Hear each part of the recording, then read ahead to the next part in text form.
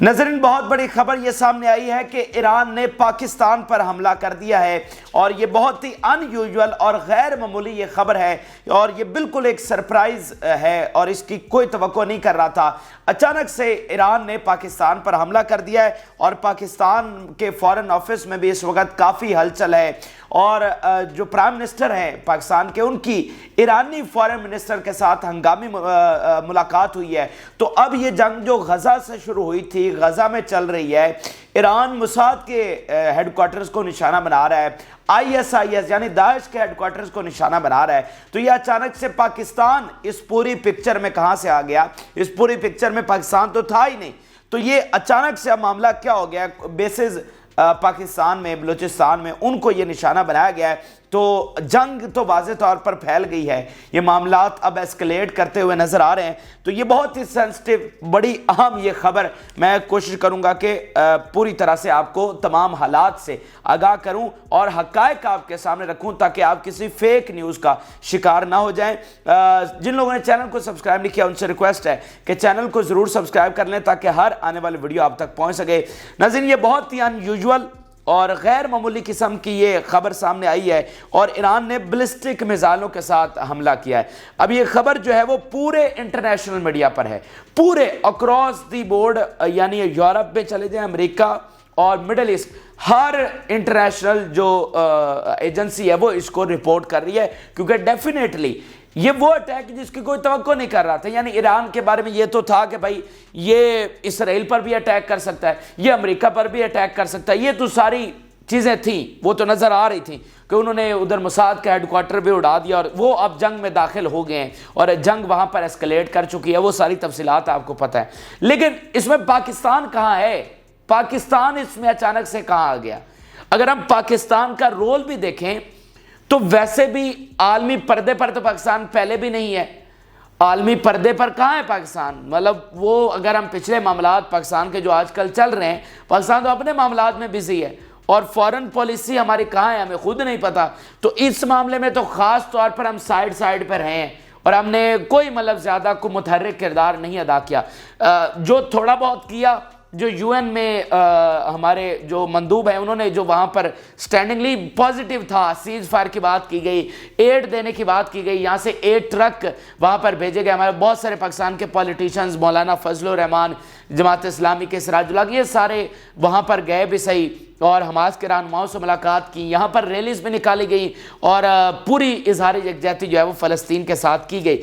تو پاکستان ہمیشہ سے مطلب فلسطین کے ساتھ کھڑا ہوا ہے اور فلسطین کی آزادی کے لیے جدوجہد کر رہا ہے۔ یہاں پر کروڑوں مسلمان وہ فلسطین کی آزادی کے لیے اس وقت جدوجہد کر رہے ہیں۔ تو بڑے پردے پر اگر پاکستان کی حکومت کچھ کر رہی ہے یا نہیں کر رہی وہ الگ چیز ہے، لیکن یہ بات تو کلیئر ہے اور آپ سب جانتے ہیں کہ پاکستان فلسطین کے ساتھ کھڑا ہوا ہے۔ تو پھر یہ ایران کی توپوں کا رخ پاکستان کی طرف کیوں ہو گیا ہے؟ مطلب پاکستان کی کوئی ہاسٹیلٹیز، کوئی مخالفت ایران کے ساتھ بھی نہیں ہے۔ تو ناظرین، ہوا کیا ہے کہ ایران نے یہ بتایا ہے کہ انہوں نے میں ان کا ورژن آپ کے سامنے رکھ رہا ہوں کہ ہم نے ٹیررسٹ گروپ جیش عدل کو سٹرائک کیا ہے۔ اب یہ جیش عدل مراد یہ ہے آرمی آف جسٹس۔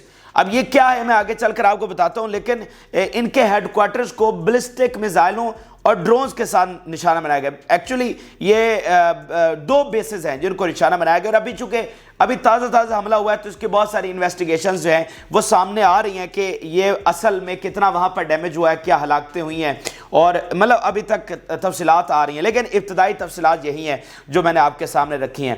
اب یہ ناظرین جو حملہ ہے یہ انہی ایران کے حملوں کا تسلسل ہے جو پچھلے 48 گھنٹوں سے شروع ہو چکے ہیں اور جس کا آغاز انہوں نے عراق سے کیا، اربل کے علاقے سے، جس پر ہم تفصیلی آپ کو بتا چکے ہیں۔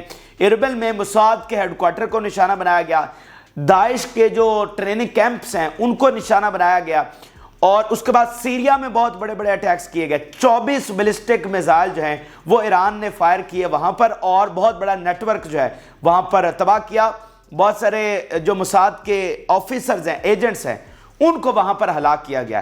اچھا، اور یہ ایران نے کہا کہ جو ایران میں قاسم سلیمانی کی برسی پر جو دھماکے ہوئے تھے وہ موساد نے کروائے تھے اور داعش کو انہوں نے بیک کیا تھا اور یہ داعش کو ٹرین کرتے ہیں دین اس کو ایران میں کاروائیوں کے لیے بھیجتے ہیں۔ اور انہوں نے یہ بھی کہا کہ افغانستان کے بارڈر پر ان کو بھیجا جاتا ہے، دین وہ ایران میں آ کر جو ہے اس طرح کی کارروائیاں کرتے ہیں، تو ہم نے ان کو نشانہ بنایا۔ اچھا، اب یہ انہی حملوں کا تسلسل ہے جس کے تحت یہ پاکستان میں حملے کیے ہیں جیش عدل پر۔ اب یہ جیش عدل کیا ہے؟ یہ ناظرین ایک سیپریٹسٹ گروپ ہے اور یہ ریکگنائزڈ ہے as a terrorist group U S A کی جانب سے۔ اگر آپ ان کا ویکیپیڈیا کھولیں تو آپ ان میں دیکھ سکتے ہیں کہ ان کو یو ایس اے نے ٹیررسٹ جو ہے وہ ڈکلیئر کیا ہوا ہے۔ اب یہ سیپریٹسٹ گروپ کس طرح سے ہے؟ یہ جو سستان کا پروونس ہے جو کہ پاکستان کے ساتھ لگتا ہے، ایران کا یہ پروونس ہے، تو یہ والا پروونس اینڈ دین کچھ بلوچی علاقے، یہ گروپ یہ کہتا ہے کہ ہم نے اس کو ملا کر، یہ سلافی سنی ہے، ہم نے ان علاقوں کو ملا کر ایک الگ ریاست بنانی ہے۔ تو یہ یو ایس اے کے ریکگنائز دہشت گرد گروپ ہے اور یہ سیپریٹسٹ گروپ ہے، اور یہ سستان گروپ میں، مطلب یہ جو آپریٹ کرتا ہے یہ سستان گروپ میں کرتا ہے، اور ایران یہ کہہ رہا ہے کہ ان کی جو بیسز ہیں، ان کے کچھ ہیڈ کوارٹر جو ہیں، جو ان کے کیمپس وغیرہ ہیں، وہ بلوچستان کے علاقے میں ہیں جس کو ہم نے ٹارگٹ کیا ہے۔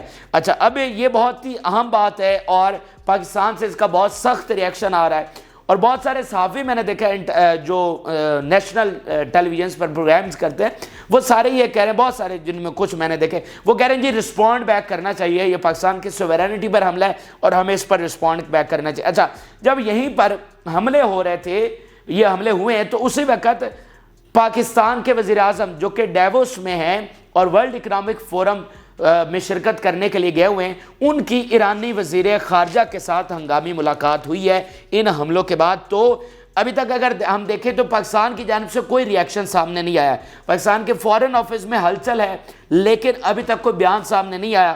یہی کہا جا رہا ہے جی تفصیلات اکٹھی کی جا رہی ہیں اور اس کے بعد اس پر رسپونڈ بیک کیا جائے گا۔ اب دیکھیں گے پاکستان کے لیے یہ معاملہ بہت اہم ہے، بہت ہی اہم ہے۔ اب دیکھیں گے پاکستان نے ایک عرصے تک فاٹف کی لسٹ میں وہ شامل رہا ہے، جی یہاں پر ٹیررسٹ ہیں، یہاں پر سیف ہیونز ہیں، یہ بہت ساری چیزیں ہیں جو پاکستان نے بھگتی ہیں۔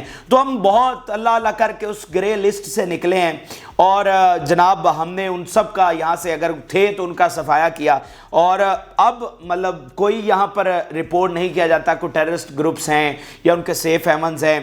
تو اب ایران کا یہ حملہ کرنا تو یہ واضح ہو گیا نا کہ آپ نے کہہ دیا کہ یہاں پر ٹیررسٹ ہیں، تو یہ پاکستان کے امیج کے لیے کوئی اچھی چیز نہیں ہے کہ پاکستان نے کئی سالوں کی جنگ لڑ کے ان کا صفایا کیا ہے۔ تو اب ایران پاکستان کی ٹیریٹری میں حملہ کر رہا ہے، سوورینٹی کو اوپر سے پشت ڈالتے ہوئے، اور یہ کہتے ہوئے کہ یہاں پر دہشت گرد ہیں، یعنی پاکستان میں دہشت گرد ان کے باقاعدہ آرگنائزڈ یہاں پر بیسز ہیں، ان کے کیمپس ہیں، ان کے ہیڈ کوارٹر ہیں، ہم نے ان کو نشانہ بنایا ہے۔ تو یہ بہت ہی پاکستان کے لیے خطرناک چیز ہے۔ اب دیکھتے ہیں کہ پاکستانی ریاست اس کو کس طرح سے ڈیل کرتی ہے، لیکن میں صرف ایک بات یہ کہنا چاہوں، ایک تو یہ بہت سینسٹیو معاملہ ہے، اور اگر آپ یہ دیکھیں کہ پہلے کہ جنگ کہاں سے کہاں پھیل چکی ہے، یہی میں آپ کو بار بار ہم بتا رہے تھے کہ یہ کوئی روایتی جنگ نہیں ہے، یہ ایک ایسی جنگ اب بن گئی ہے کہ کون سا ملک کب اس میں شامل ہو جائے یہ پتہ نہیں چل رہا۔ یعنی پاکستان کے تو کوئی وہم و گمان میں بھی نہیں تھا کہ اس جنگ میں کوئی پاکستان کا بھی نام آ سکتا ہے یا وہ کسی طرح اس میں ڈریگ ہو سکتا ہے۔ دیکھیں نا، یہ آپ اس کو لنک کریں کہ غزہ میں جنگ شروع ہوئی، اس کے بعد یہ معاملہ پھیلتا گیا اور اس کے نتیجے میں ایران پر اٹیک ہوئے اور ایران نے ان کو رسپونڈ بیک کرنا شروع کیا، تو جناب ادھر پاکستان اس کے لپیٹے میں آ گیا۔ تو یہ آغاز تو غزہ کی جنگ سے ہو رہا ہے، اور ایسے ہی آپ انڈیا کو دیکھ لیں جو ان کی کوسٹل لائن کے ساتھ حملہ ہوا ایک جہاز پر، تو وہ بھی بلا وجہ اس میں ڈریگ ہو گئے۔ تو بہت سارے ملک جو نہیں چاہتے ہیں، جو سیز فائر کی بات کر رہے ہیں، جو معاملات کو حل کرنے کی بات کر رہے ہیں، وہ بھی بلا وجہ اس میں ڈریگ ہوئے جا رہے ہیں، جو کہ اب یہ جنگ اس طرح کی بن گئی ہے کہ معاملات اس نہج پر پہنچ گئے ہیں کہ مطلب اب پوائنٹ آف نو ریٹرن ہے۔ اب معاملات یہ کس طرح جا رہے ہیں، کوئی اس کا اینڈ نہیں ہے، کوئی سمیٹنے والا معاملہ نہیں ہے۔ ایک تو یہ ہے کہ یہ جنگ پھیل رہی ہے۔ اچھا، دوسری چیز ناظرین میں یہ کہنا چاہتا ہوں کہ دیکھیں ہمیں اب پاکستان سے اس کا ریئیکشن تو بہت زیادہ سخت آیا، میں پبلک کی بات کر رہا ہوں، میڈیا کے لوگوں کی بات کر رہا ہوں، ابھی ریاست کا تو جواب نہیں آیا، لیکن جو بھی کرنا ہے اب اس میں ہمیں بڑا دیکھ کر قدم اٹھانا ہوگا، بڑا پھونک کر اور بڑا سمجھداری کے ساتھ اور بڑا تحمل کے ساتھ ہمیں آگے بڑھنا ہوگا، کیونکہ اب دیکھیں کہ ایران پاکستان کا ایک برادر اسلامی ملک ہے، ایران کے ساتھ ہمارے بہت تعلقات خراب رہے ہیں،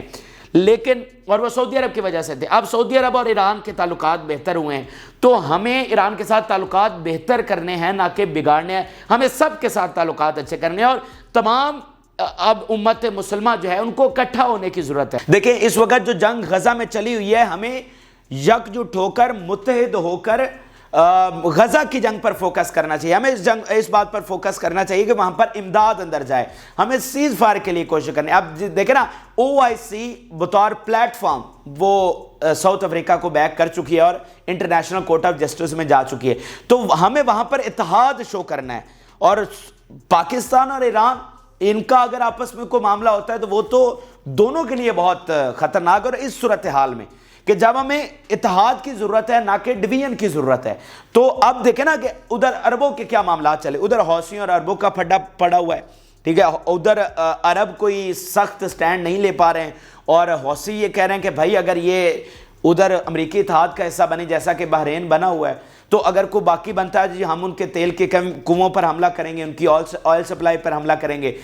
جو سعودی عرب کے جہاز اگر ریڈ سی سے گزر رہے ہیں تو وہ یہ لکھ کر گزر رہے ہیں کہ نو لنک ٹو اسرائیل. قطر نے اپنی LNG سپلائی وہاں سے بند کر دیا. تو ادھر عربوں کے اپنے اختلافات ہیں. وہ عرب جو اب کافی حد تک کلوز ہوتے ہوئے نظر آ رہے تھے، ایران کے تعلقات سعودی عرب سے، ایجپٹ کے ساتھ، ترکی کے ساتھ بہتر ہو رہے تھے، وہیں پر یہ ایک نیا جو جنگ مسلط کی گئی ہے حوثیوں پر اور یمن پر، اس نے کو معاملات کو وہاں پر بگاڑا ہوا ہے.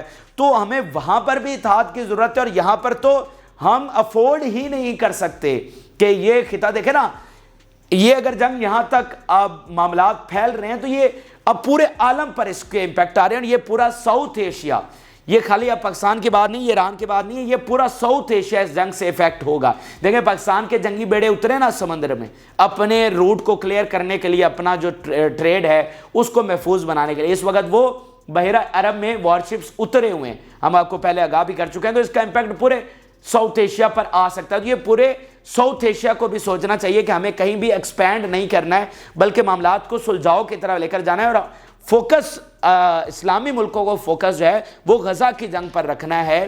جو کچھ موساد کر رہی ہے، جو کچھ اسرائیل کر رہا ہے، جو ظلم غزہ میں ڈھائے جا رہے ہیں، ہمیں وہاں پر فوکس کرنا ہے. تو یہ بڑا سینسٹیو معاملہ ہے.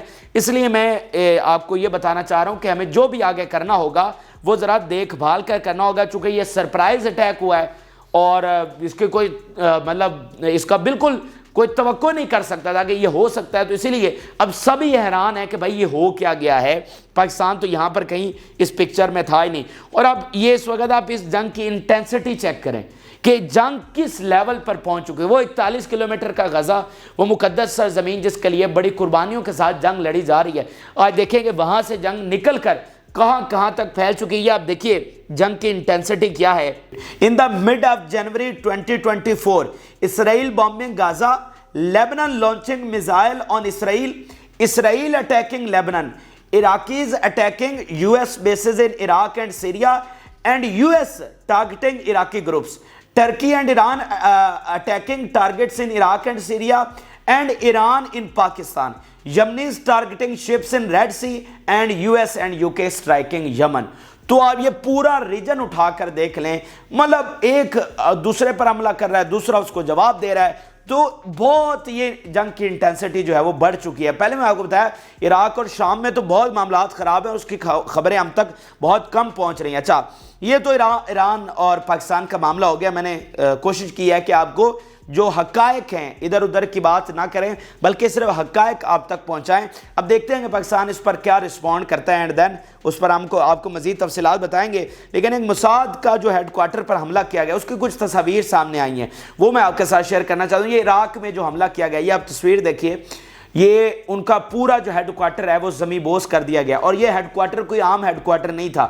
یہ اب دیکھیے، the Mossad headquarters in the northern Iraq was a camouflage villa and considered the third most fortified Mossad base in the region in terms of its construction. یہ بالکل جو ہائی فورٹیفائڈ ہے نا، یہ سب سے مضبوط ترین، ایک سمجھ لیں کہ ان کا قلعہ تھا، ایک کنسٹرکشن کے حوالے سے یہ مضبوط ترین تھا، تو اس کو بھی انہوں نے اڑا کے رکھ دیا. The IRGC attacked was very precise and carried high level of intelligence since the attack happened exactly during a high level meeting. تو قاسم سلیمانی کی برسی پر 4 جنوری کو حملہ ہوا تھا، اور تب سے لے کر اب تک وہ کہہ رہے ہیں کہ इंटेलिजेंस इकट्ठी की जाती रही और इसको लोकेट किया जाता रहा कि ये कहाँ पर है, इनको हमला किस तरह से करना। आप देखना कि 1230 किलोमीटर के फासले पर पहली बार इतने लॉन्ग रेंज के बैलिस्टिक मिसाइल इस्तेमाल करते हुए ये हमला किया गया है।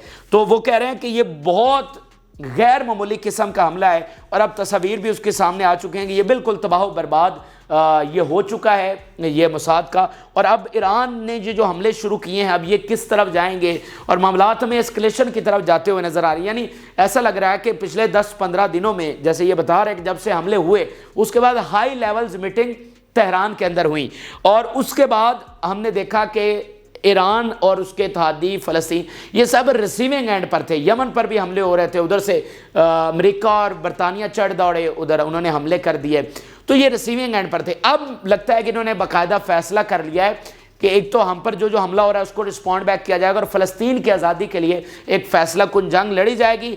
तो आपने राय ज़रूर आगाह करें। जिन लोगों ने चैनल को सब्सक्राइब नहीं किया उनसे रिक्वेस्ट है कि चैनल को ज़रूर सब्सक्राइब कर लें ताकि हर आने वाली वीडियो आप तक पहुँच सके। इजाज़त, अल्लाह हाफ़िज़।